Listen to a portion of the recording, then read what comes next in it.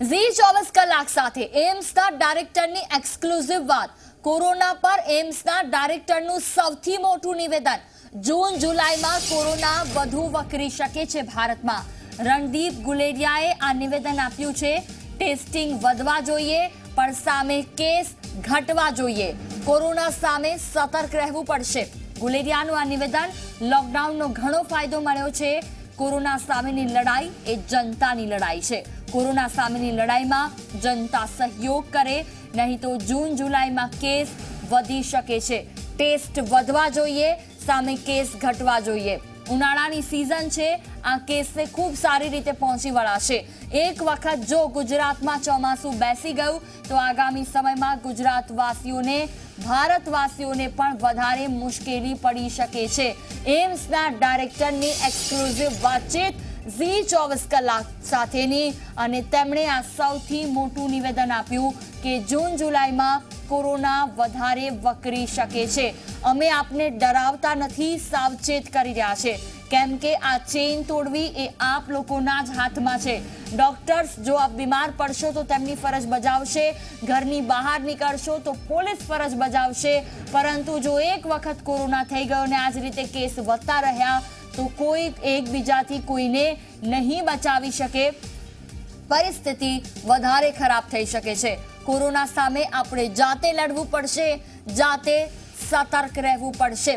આખરે તેમણે ઝી 24 કલાક સાથેની વાતચીતમાં શું કહ્યું રણદીપ ગુલેરિયાએ, આવો જોઈએ. लॉकडाउन का तीसरा चरण है, लेकिन साथ ही देश में कोरोना पॉजिटिव केसेस की जो संख्या है वो 50,000 के नजदीक पहुंच गई है. ऐसे में आगे की राह क्या है? लॉकडाउन बढ़ाना चाहिए, पॉजिटिव केसेस की संख्या कम होगी या नहीं होगी? तमाम अहम सवालों पर बात करने के लिए हमारे साथ है रणदीप गुलेरिया जी, एम्स डायरेक्टर. सर, यहाँ से कई सवाल उठ रहे हैं कि पॉजिटिव केसेस जो कोरोना संक्रमित मामले हैं, क्या आगे आने वाले वक्त में बढ़ेंगे, कम होंगे, स्टेबल होंगे? आपका एनालिसिस क्या कहता है? केसेस जो अगर हम देख रहे हैं तो कुछ हद तक बढ़ ही रहे हैं, लेकिन उसके साथ हमारी टेस्टिंग भी बढ़ रहे हैं. तो टेस्टिंग हम ज्यादा करेंगे तो केसेस भी बढ़ेंगे. तो अगर हम उसका रेशो देखें कि कितने टेस्ट किए और कितने पॉजिटिव आए, वो रेशो ऑलमोस्ट लगभग उतना ही चल रहा है. तो इसलिए ये लगता है कि क्योंकि हम ज्यादा टेस्ट कर रहे हैं, एक टाइम था जब हम 1000-2000 टेस्ट दिन में कर रहे थे, अब हम 80,000 से ज्यादा टेस्ट कर रहे हैं दिन में, और 1 लाख तक को हम छू लेंगे. तो आप ज्यादा लोगों का टेस्ट करेंगे तो पॉजिटिव भी ज्यादा आएंगे, लेकिन तब भी ग्राफ जो है वो अपर साइड पे है, लोअर साइड पे नहीं है.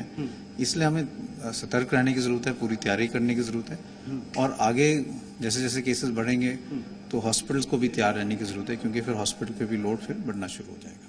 सर, ये जो सबसे बड़ी बात है कि यहाँ से क्या हम पीक की तरफ बढ़ रहे हैं, यानी कि यहाँ से और संख्याओं में बढ़ोतरी हम देखेंगे आने वाले वक्त में, जून में, जुलाई में, या किस तरीके से आपका मानना? तो आस्ते आस्ते तो नंबर्स बढ़ेगा ही, तभी पीक आएगा, और जब पीक आएगा तो फिर कम होने शुरू होंगे. अब वो पीक में कितने केसेस होते हैं वो तो समय ही बताएगा, लेकिन अभी तो कुछ टाइम के लिए केसेस बढ़ेंगे, फिर उसके बाद हम एक स्टेबल फेज पे आके फिर केसेस कम होने शुरू होंगे. और लॉकडाउन को लेकर के ये था कि जो तीसरा चरण हम कर रहे हैं, आपको लगता है कि यहाँ से लॉकडाउन का एक्सटेंशन एक प्रभावी कदम हो सकता है, या और क्या कुछ एहतियाती कदम हो सकता है? क्योंकि अभी तक का लॉकडाउन का जो रिजल्ट रहा है उसको देख करके आपकी राय क्या है? तो अभी तक जो लॉकडाउन का रिजल्ट रहा है वो तो काफी अच्छा रहा है. उससे हमें कई चीजें हुई हैं, केसेस इतने नहीं बढ़े जैसे और देशों में बढ़े हैं.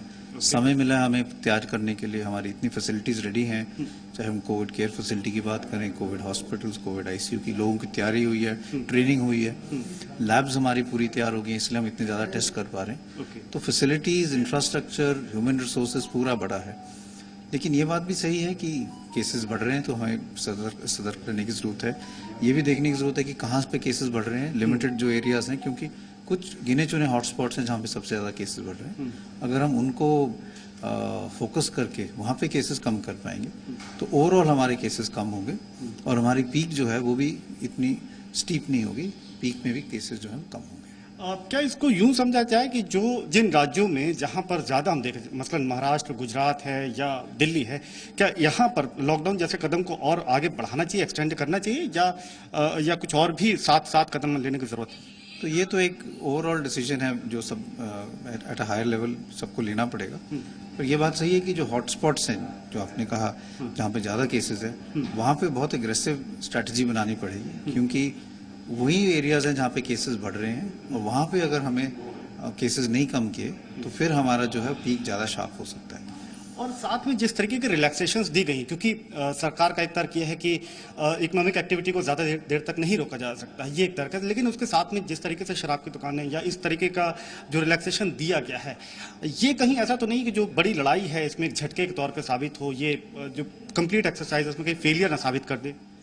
तो जो भी रिलैक्सेशन दी जाती है उसके साथ एक चीज़ समझना बहुत ज़रूरी है कि अपनी रिस्पॉन्सिबिलिटी भी साथ में है।